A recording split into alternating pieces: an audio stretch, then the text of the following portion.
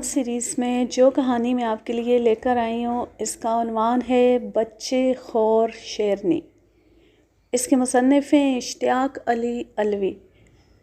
ہمارے جنگلوں کا سلسلہ تنک پور تک ساردا ندی کے اس پار نیپال کی علمداری کے جنگلوں کے سلسلے سے جا ملتا ہے۔ ساردا ندی کچھ اس طرح بہتی ہے کہ بیچ بیچ ٹاپو نما پلاٹوں پر گھنے جنگل میں، جن میں سبھی جانور ہاتھی سے لے کر شیر، تیندوے اور سور ملتے ہیں۔ شام کو ہمارے ٹرک تنک پور پہنچے اور ڈاک بنگلے میں ہم ٹھہر گئے۔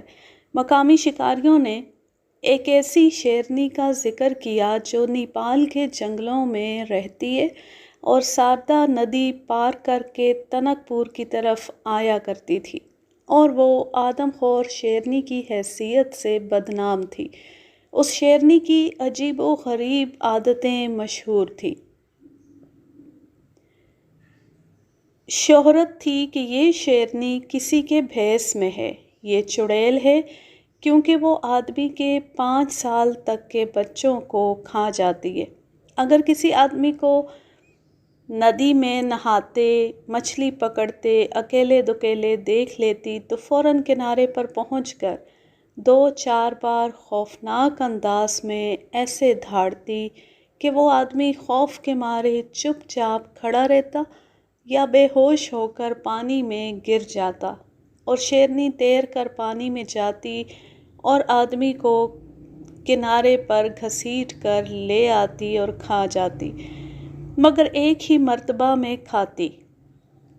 اگر کوئی آدمی خشکی میں اس کو نظر آ جاتا تو شیرنی دور تک اس کا پیچھا کر کے لوٹ آتی۔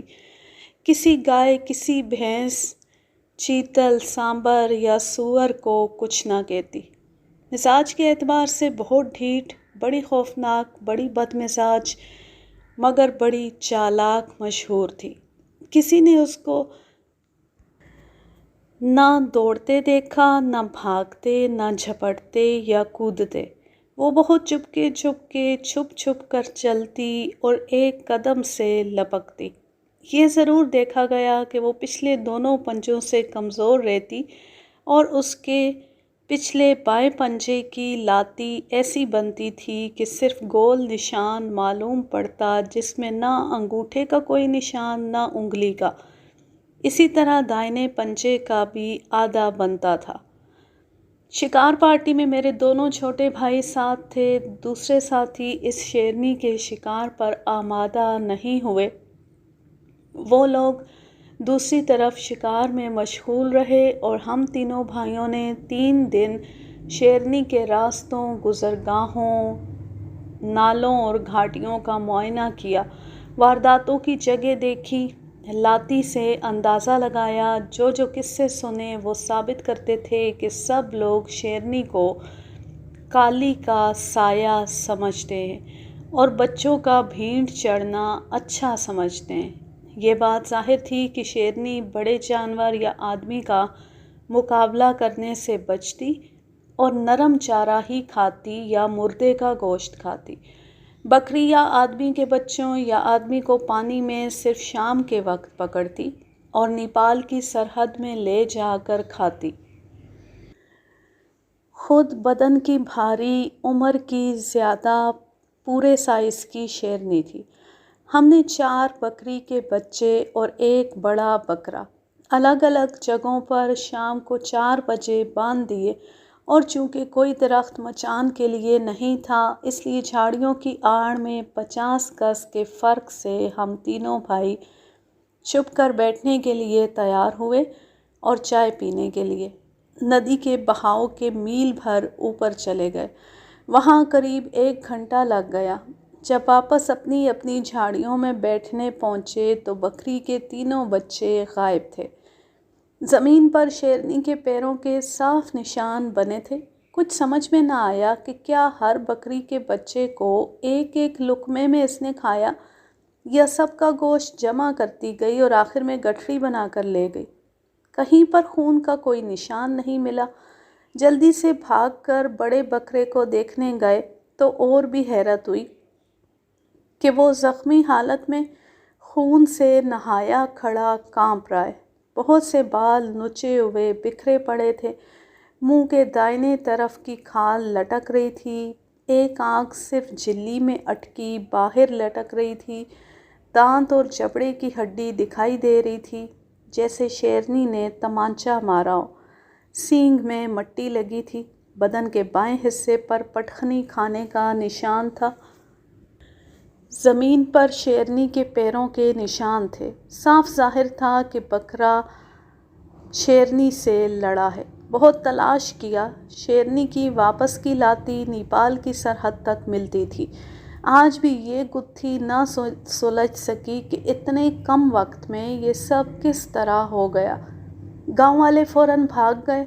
ہم نے شیرنی سے پہلے مقابلے میں اپنی ہار مان لی، مگر مجھ کو یقین ہو گیا کہ یہ شیرنی اب مل جائے گی۔ آئندہ 3 دن تک ہم نے کوئی پڈا نہیں باندھا، مگر ہم تینوں بھائی الگ الگ اور اکیلے اسی ٹکڑے میں گھومتے رہے۔ پھر بھی شیرنی ایک بار بھی دکھائی نہیں دی۔ تیسرے دن بکری کے 3 بچے پھر اپنی جگہوں پر دوپہر میں 2 بجے باندھی اور فوراً ہم تینوں چھپ کر بیٹھ گئے۔ میری والی جھاڑی کے سامنے 2 گز پر ندی بہتی ہے اور پورب میں 10 گز پر بکری کا بچہ بندھا خوب بول رہا تھا۔ امید تھی کہ نیپال کی طرف سے اتر کر آنے والے جانور میرے دونوں بھائیوں کے سامنے سے گزریں گے۔ میری نظر بے کر آتی ہوئی ایک لاش پر پڑی جو میری طرف کنارے آ لگنے والی تھی۔ کچھ سوچ کر میں نے رائفل کا سلنگ اور پتلون کی پیٹی نکال کر لاش کی پسلیوں میں ہک کر کے اٹکا کر جھاڑی میں پھنسا کر روک دیا۔ لاش کی غضب کی بدبو نے دماغ اڑا دیا۔ اس بھیانک ماحول میں شام ہو گئی۔ رات کے اندھیرے نے اپنی لپیٹ میں لے لیا۔ چیتل اور سانبروں نے خطرے کی آوازیں دینا شروع کی۔ جنگلی سوروں کا غول گزر گیا، جنگل پر پھر سناٹا چھا گیا۔ میرے رونگٹے بھرانے لگے، دانت زور زور سے بجنے لگے۔ رائفل کی گرفت کو غور سے دیکھا اور درست کیا۔ اتنے میں بائیں طرف سوکھی پتلی لکڑی ٹوٹنے کی آواز آئی اور نرم پنجے کے دھپ سے پڑنے کا اندازہ ہوا۔ میری آنکھیں اس طرف گڑ گئیں۔ ایک پرچھائی زمین سے چپکی بکری کے بچے کی طرف سرکتی نظر آئی۔ میں نے رائفل کی نال کو بغل کے نشانے سے بڑھا کر گردن کے جوڑ پر روک کر ٹارچ کا بٹن دباتے ہی لبلبی دبا دی۔ 423 بور رائفل کی بھاری آواز کے ساتھ بجلی کی کڑک جیسی بھیانک آواز شیرنی نے دی اور اپنی ناک کی سیدھ میں زندگی کی آخری چھلانگ لگا کر اوجھل ہو گئی۔ دوسرے ہی منٹ ببو میاں کی طرف سے فائر ہوا۔ شیرنی نے پھر آواز دی۔